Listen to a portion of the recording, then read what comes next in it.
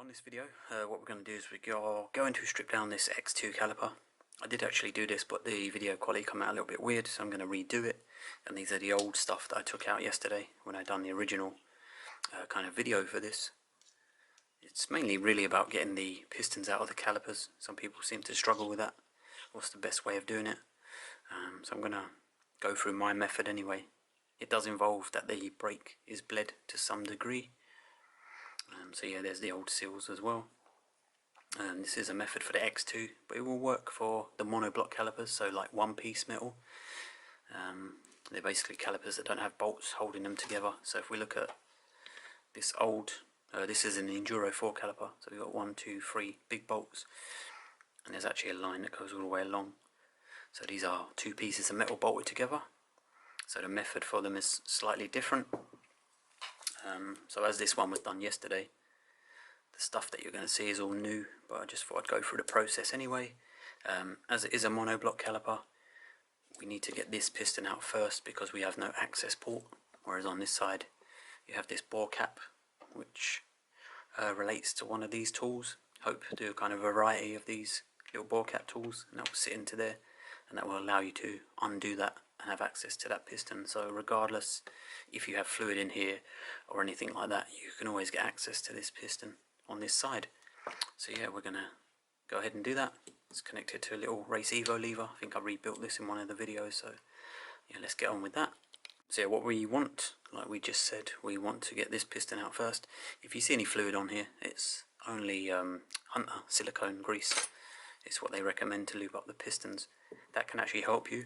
So if you're struggling to push the pistons back in, if you do have any silicone grease or Hunter specific stuff, I doubt that everybody's going to have that, or anybody really, but yeah, that will help you kind of lube up the seals.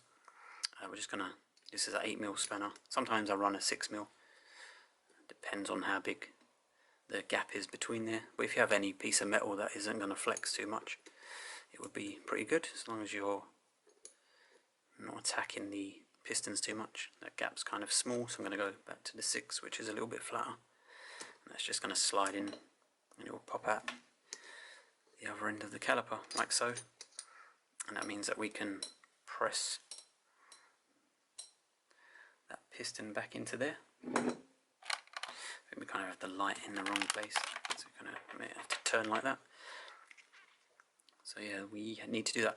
In terms of pushing your piston back in, if you end up, as you can see, that spanner sits on there quite flat. If your piston's in at one angle and your spanner's kind of wonky because the piston's wonky, you're going to struggle to push it back in. You need to push them back in when they're flat. So yeah, that's another thing. So if you had one end of the piston out further than the other, you want to just kind of balance that out and straighten that out before you try and push everything back in. But yeah, hopefully we can push this one back in. It's got quite a bit of lube on it. There you go, and that's in. Well, I tend to find the bigger the piston, the more kind of force you need to get it back. And the reason we did that is because in order to get this piston on this side out, we need quite a lot of space to have that fully out. Now this bit's a little bit tricky to show on the camera, so what we want to do is hold that piston in place. I'm going to use a spanner once again, like so, and then pump on the brake lever. Try and hold this piston down. The best way is to have the piston, the caliper that way, and at least you can kind of put some force on there. And we're just going to pump. We're just going to pump the lever and see if that's coming out. And then when it does, you'll hear a little pop, and there's going to be a lot of fluid, so just be prepared. All the fluid in the hose is probably going to come out of the caliper at that point.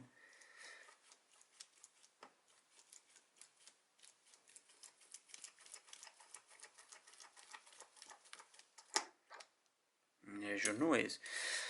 Now we might struggle to get this spanner out of the way, so we might just have to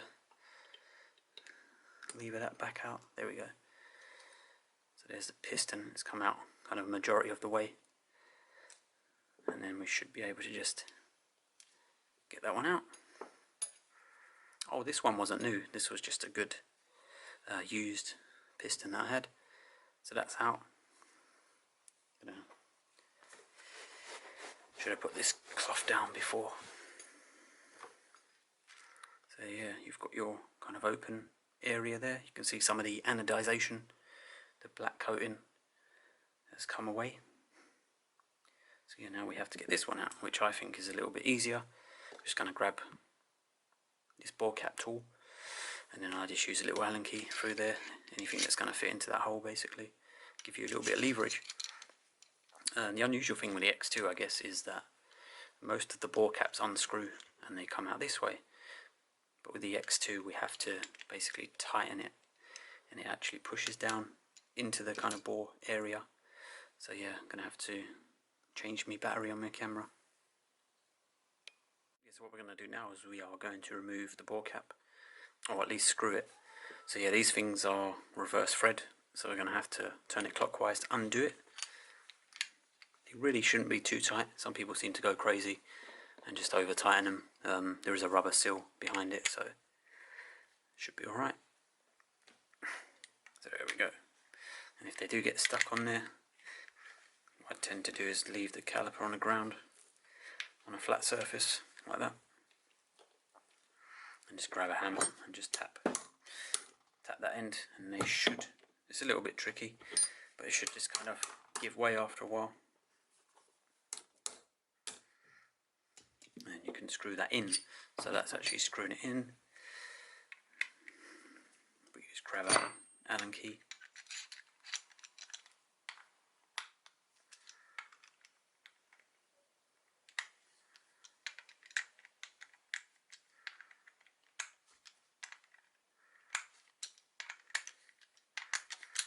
and there is a point where it's not actually interacting with the threads anymore, but it's a little bit difficult to know, and then at that stage you can just push it. But I'm just going to keep winding that until it kind of feels like it's not interacting with the threads. You can tell from the friction it's a bit different, it gets a bit looser. Yeah, so I would say now, once we get to about there, it's just kind of slipping. Now the problem with this is, what we want to do is we want to block up the hole on the other end, otherwise when you push the piston through it's just going to drop into the other hole. Let's move some of this out of the way so it doesn't focus on that. There we go. So we're just going to use the bore cap tool, and we're just going to press on there. Give that a little push. There we go. And now your bore cap's dropped down a little bit. Might need to wiggle it to get the spanner out. And there we go. And then we're going to push on that and get rid of this piston. Just make sure it doesn't get forced into the other hole. Won't take much now.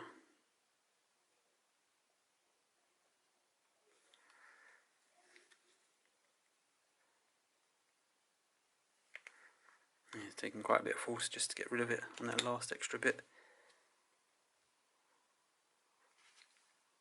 There we go, so that's already out. And there's the other piston. And sometimes what I find is better with this is if you actually take the seal out before taking the bore cap out, because it can get stuck on the seal. So we're just going to push that bore cap back up to there. Grab a little tool, whatever you're going to use. You might have to use a flat end screwdriver. Depends if we can actually get these little seals out or not.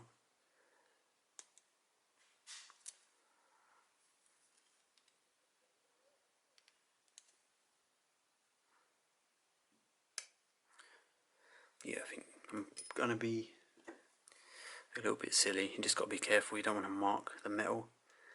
It's just a much more efficient way of doing it, I find. I've probably just got the wrong nylon tool, it's a little bit too fat. Doesn't give you much space. Yeah, we can flick that.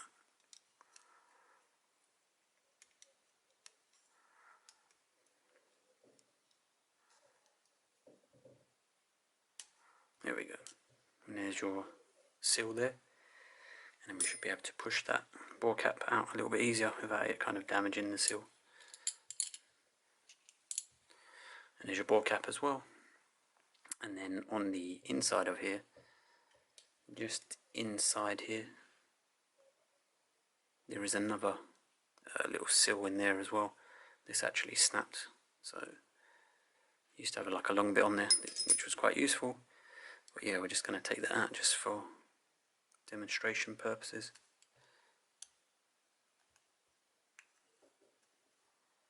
There we go, this is the other seal. I don't mind if it pushes all the way through, as long as we get it out.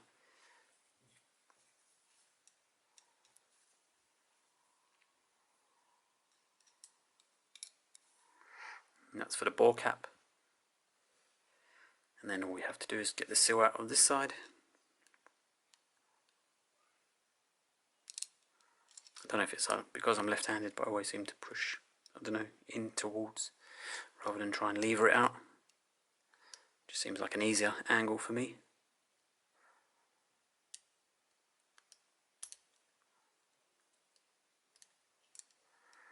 Right, so that's kind of, there we go.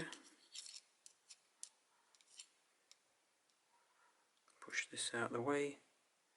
We might have to grab that. So that's essentially, oops, drop that. That's essentially the X2 caliper stripped. So if you did need a set of seals, that's the package that I used yesterday. That came in the package there.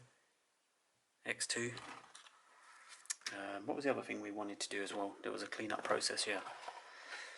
So if we can try and see into there, you can kind of see the grooves in there where the piston, where the seals are going to sit, and you really want to clean up that area. You don't want any grit or even like a human hair or anything in there could cause a problem.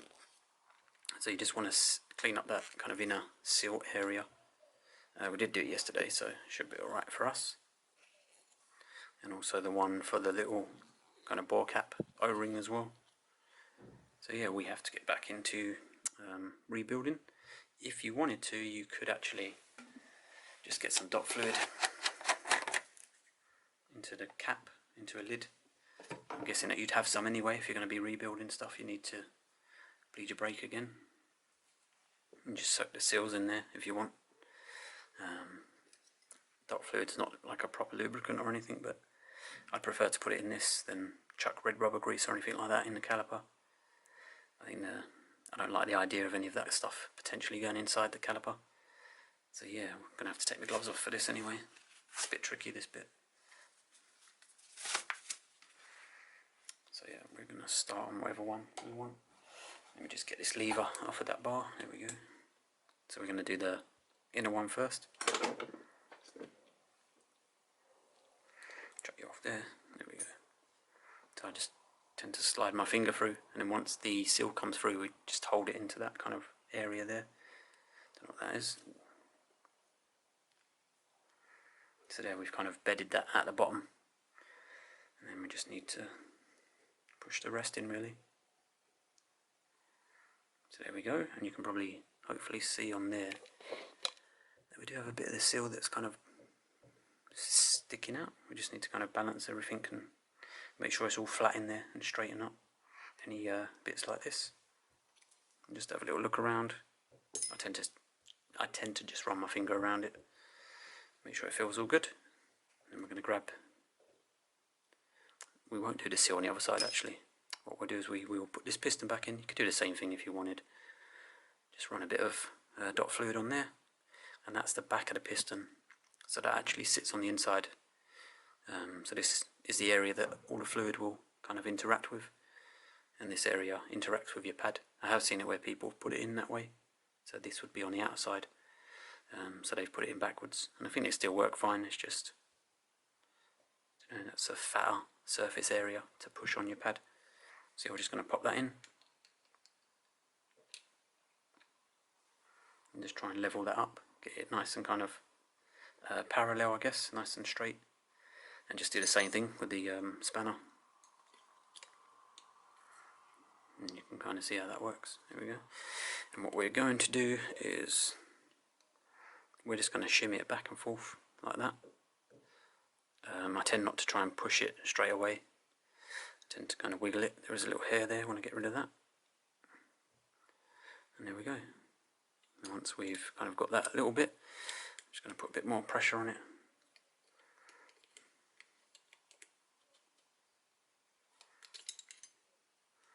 And I do find for some reason the pistons do get kind of stuck at this point on a lot of the rebuilds. They just have about 5mm sticking out. I don't know why that is, because I would imagine that we've already bypassed the sill at that point. Yeah.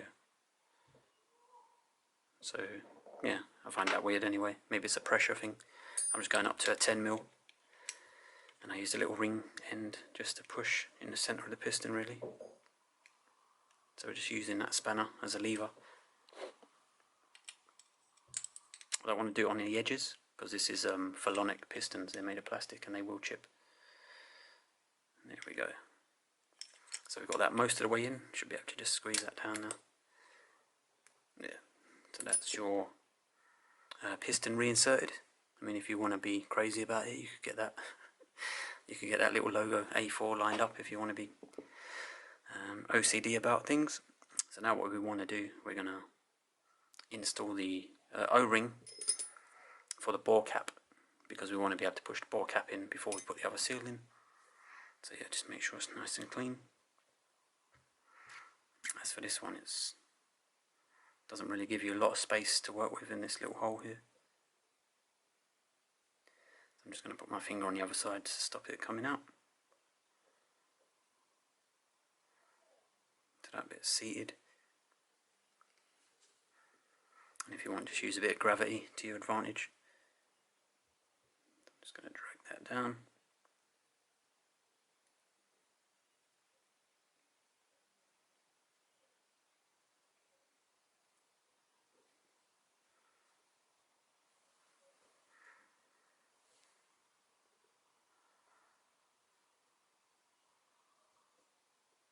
There we go, it's nearly there. Just this bit up here. Thing is, once you kind of have a bit sticking out, as you pull it in, the next bit around kind of comes out. It's got stuck in the other hole for the piston seal.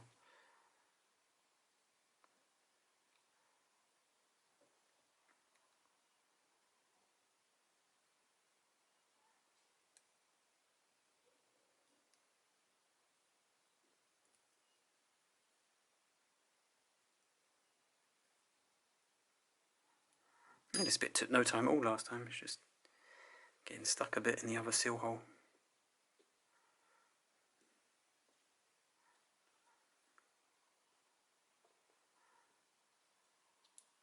There we go, clicked into place. So yeah, that seal's a little bit different because it's more of an O-ring. So the seal itself is kind of round all the way, whereas these piston seals, they're flat on one edge. So they can kind of get stuck a little bit easier, the piston seals, but yeah, it looks pretty well lined up. And then we're just going to grab our bore cap, give that little wipe, make sure it's nice and clean, because don't really want to put crap back into the caliper. And with a lot of this stuff where it's aluminium and you undo it and people do it up and service things, you can get little shards that come off. There's quite a bad little bit on the back. It's quite sharp. So yeah, that's going to go in with the flat bit.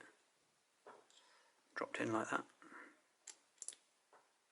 It actually flipped. It flipped 180 degrees on us.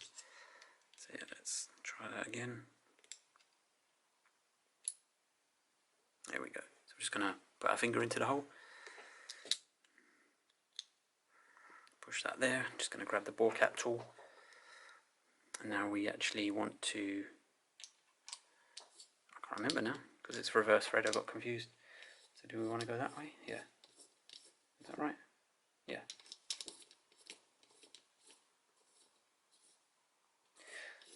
No, it's not right. You've got to go left. There we go. Anti-clockwise.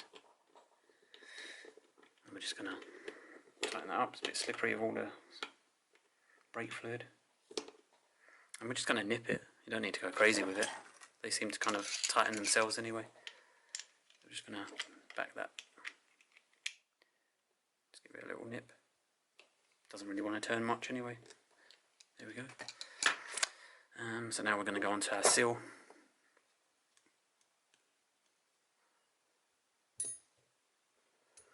And And this one's going to be a bit tricky because you've got no kind of space to put your fingers anywhere.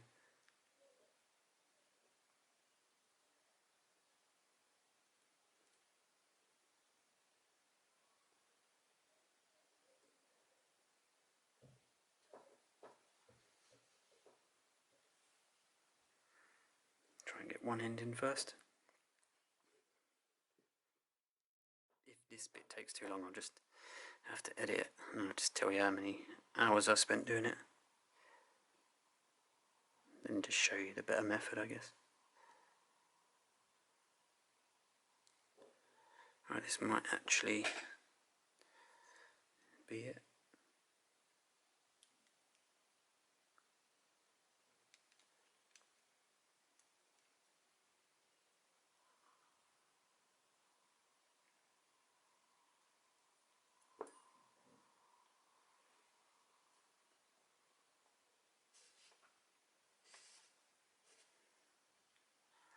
There we go, that took quite a while.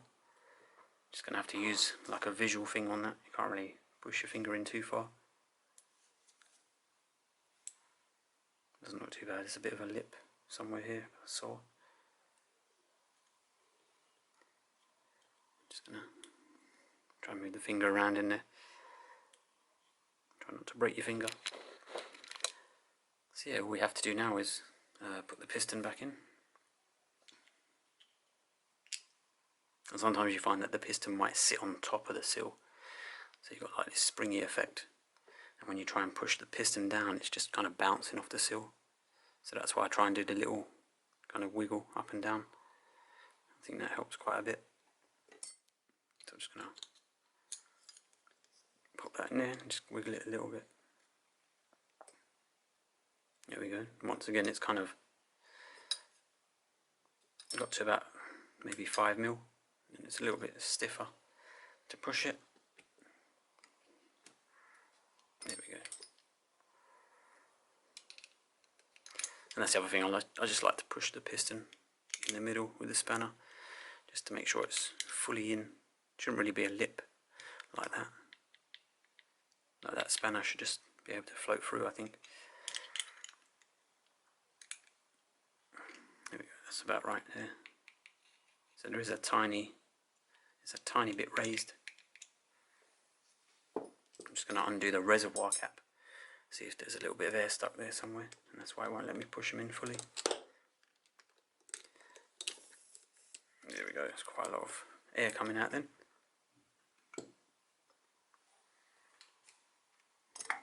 So we just try and get them in a bit further. You don't really need to, just I wanted to make sure that it can go fully in. So yeah, there's a tiny little lip there, but it's a bit better. So yeah, you just got to bleed your system up and that should be good now. So yeah, there's the X2. A little bit fiddly, but it's pretty straightforward.